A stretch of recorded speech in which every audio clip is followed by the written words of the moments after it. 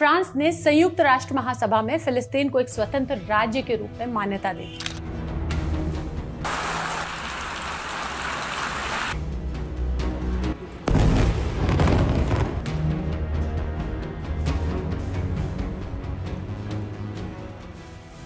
इस घोषणा के साथ फ्रांस ने बेल्जियम, लग्जमबर्ग, माल्टा, मोनाको, कनाडा और ऑस्ट्रेलिया जैसे देशों के साथ मिलकर फिलिस्तीन की स्वतंत्रता की ओर एक ठोस कदम बढ़ाया है। तो आइए इसके इतिहास को समझते हैं। इजराइल और पैलेस्टाइन का कॉन्फ्लिक्ट कोई नया इशू नहीं है, बल्कि इसकी जड़ एक सेंचुरी से भी ज्यादा पुरानी है। 1917 में जब फर्स्ट वर्ल्ड वॉर खत्म हुआ और ऑटोमन एम्पायर का पतन हुआ, तब पैलेस्टाइन का रीजन ब्रिटिश मैंडेट के अधीन आ गया। उसी साल ब्रिटेन ने बेल्फोर डिक्लेरेशन जारी किया, जिसमें वादा किया गया कि जूइश कम्युनिटी को पैलेस्टाइन की जमीन पर एक नेशनल होम बनाने की अनुमति दी जाएगी। ये वही टर्निंग पॉइंट था जिससे ये सारा डिस्प्यूट खड़ा हुआ है। इससे पहले अगर थोड़ा सा प्राचीन इतिहास में जाए तो दरअसल जूइश लोगों का ओरिजिन प्राचीन काल में लैंड ऑफ इजराइल या बिब्लिकल इजराइल से जुड़ा हुआ माना जाता है, यानी जेरूसलम और उसके आसपास का इलाका। हजारों साल पहले यही किंगडम ऑफ इजराइल और किंगडम ऑफ जोधा हुआ करते थे। ये वही भूमि थी जिसे यहूदी लोग अपना एंसेस्ट्रल होमलैंड मानते थे। लेकिन समय के साथ साम्राज्य आए, बेबीलोनियंस, रोमन्स, बाइजेंटाइंस, ऑटोमन्स, और जूइश पॉपुलेशन बिखरती चली गई। इस डायस्पोरा यानी विस्थापन के कारण यहूदी दुनिया भर में फैल गए, जबकि स्थानीय आबादी अरब कम्युनिटीज यहाँ बसती चली गई, जिन्हें बाद में पैलेस्टीनियंस कहा जाने लगा। मॉडर्न टाइम में ऑटोमन एम्पायर के दौरान इस इलाके को पैलेस्टाइन कहा जाता था। 1917 से 1947 तक ये ब्रिटिश मैंडेट ऑफ पैलेस्टाइन रहा।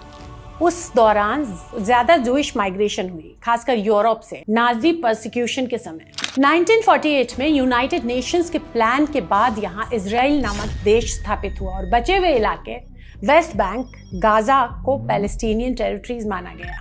मतलब कुछ यूं समझते हैं कि हिस्टोरिकली ये भूमि दोनों कम्युनिटीज जूइश और अरब का ही होम रही है। मॉडर्न जियोपॉलिटिक्स में जूइश स्टेट इजराइल है और अरब पैलेस्टीनियंस के लिए मांगा गया होमलैंड बना पैलेस्टाइन। 1947 में यूनाइटेड नेशंस ने एक पार्टीशन प्लान पेश किया, जिसमें कहा गया कि इलाके को दो हिस्सों में डिवाइड किया जाए, एक जूइश स्टेट इजराइल और दूसरा अरब स्टेट पैलेस्टाइन। जूइश लीडरशिप ने इसे एक्सेप्ट कर लिया, लेकिन अरब कंट्रीज ने इसे पूरी तरह रिजेक्ट कर दिया। 1948 में जब इजराइल ने अपनी इंडिपेंडेंस डिक्लेयर की तो इजिप्ट, जॉर्डन, सीरिया, लेबनान और इराक जैसे देशों ने उस पर अटैक कर दिया। रिजल्ट ये हुआ कि लाखों पैलेस्टीनियंस अपने घरों से बेघर हो गए।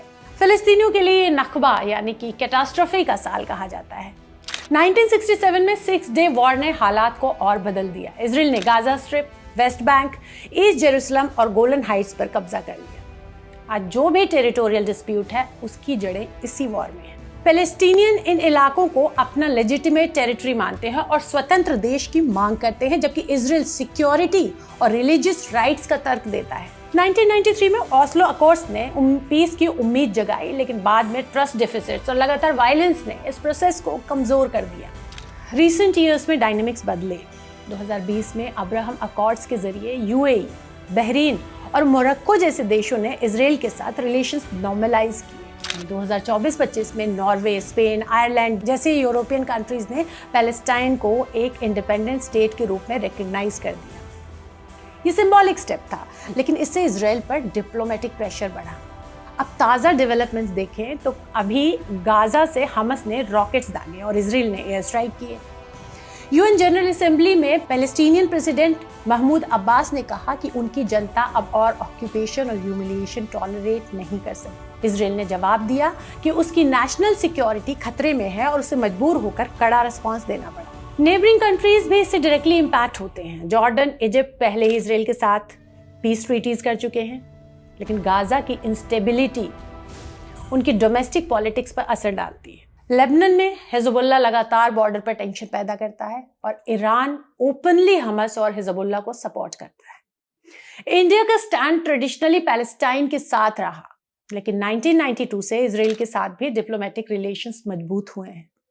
आज इंडिया की पॉलिसी बैलेंस करने की है, इजराइल से स्ट्रेटेजिक और डिफेंस टाइज और पैलेस्टाइन को ह्यूमैनिटेरियन एड। इंडिया के लिए ये इसलिए भी क्रिटिकल इशू है क्योंकि वेस्ट एशिया में लगभग 80 लाख इंडियंस काम करते हैं आखिरकार ये डिस्प्यूट सिर्फ टेरिटरी का नहीं बल्कि आइडेंटिटी, सर्वाइवल और फेथ का भी मसला है।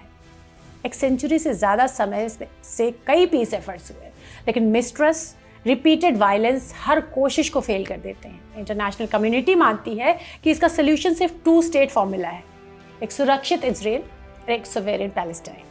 लेकिन ग्राउंड रियलिटी यही दिखाती है कि ये रास्ता अभी भी बहुत कठिन और लंबा है। फ्रांस ने संयुक्त राष्ट्र महासभा में फिलिस्तीन को एक स्वतंत्र राज्य के रूप में मान्यता दी। फ्रांसीसी राष्ट्रपति इमैनुअल मैक्रोन ने इसे एक ऐतिहासिक कदम बताया और कहा कि 2 राज्य समाधान की दिशा में एक महत्वपूर्ण पहल है। इस घोषणा के साथ फ्रांस ने बेल्जियम, लग्जमबर्ग, माल्टा, मोनाको, कनाडा और ऑस्ट्रेलिया जैसे देशों के साथ मिलकर फिलिस्तीन की स्वतंत्रता की ओर एक ठोस कदम बढ़ाया है।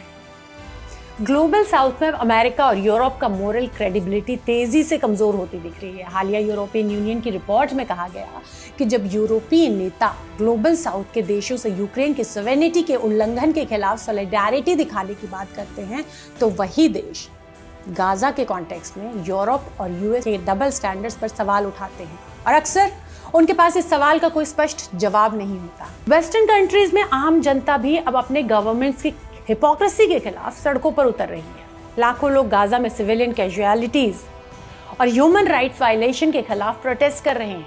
लोग ओपनली अपने गवर्नमेंट्स की कमिटमेंट्स पर सवाल उठा रहे हैं। अमेरिका में भी ये धारणा तेजी से बन रही है कि यूएस फॉरेन पॉलिसी को इजरायली लॉबी काफी हद तक शेप करती है। इस पूरी घटना ने एंटीसेमिटिज्म के पुराने नैरेटिव को भी कमजोर कर दिया है। याद करें सेकेंड वर्ल्ड वॉर, जिससे पहले जर्मनी में ज्यूइश पॉपुलेशन के खिलाफ एट्रोसिटीज के पीछे नाजीज की एंटीसेमिटिक आइडियोलॉजी जिम्मेदार थी।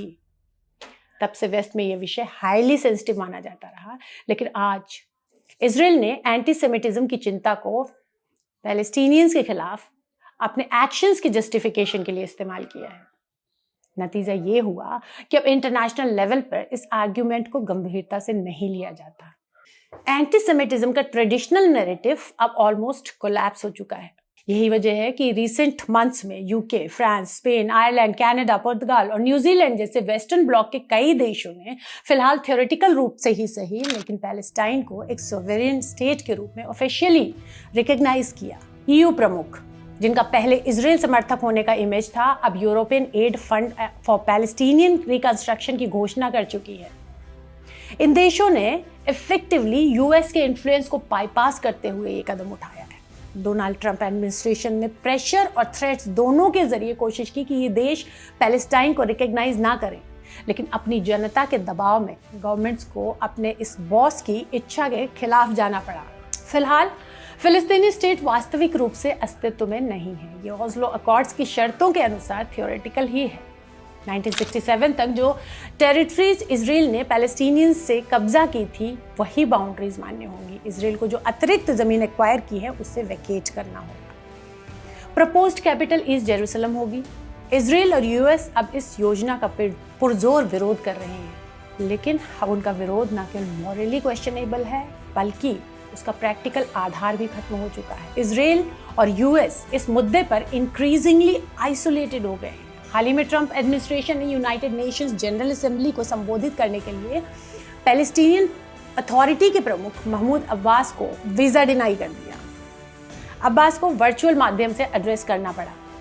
इस प्रपोजल के पक्ष में 145 देशों ने वोट किया, जिसमें स्पष्ट हो गया कि ग्लोबल पब्लिक ओपिनियन अब पैलेस्टाइन के पक्ष में है, यानी कि फिलिस्तीन के पक्ष में। ये पूरी स्थिति दिखाती है कि इजराइल की अनचेक्ड ब्रुटैलिटी और गाजा में सिविलियन मैसाकर्स उसे इंटरनेशनल आइसोलेशन की ओर ले जा रहे हैं। मिडिल ईस्ट में नए अलायंसेस बन रहे हैं, और जैसे कि पाकिस्तान और सऊदी अरेबिया के बीच का हालिया डिफेंस एग्रीमेंट, जो रीजनल बैलेंस और जियोपॉलिटिकल इक्वेशंस बदल रहे हैं, और ये असर धीरे धीरे अमेरिका तक पहुंच रहा है। पहले ही economic challenges, internal polarisation and shifting global power dynamics का सामना कर रहा अमेरिका इजराइल को अनकंडीशनल सपोर्ट देकर अपनी मुश्किलें बढ़ा रहा है।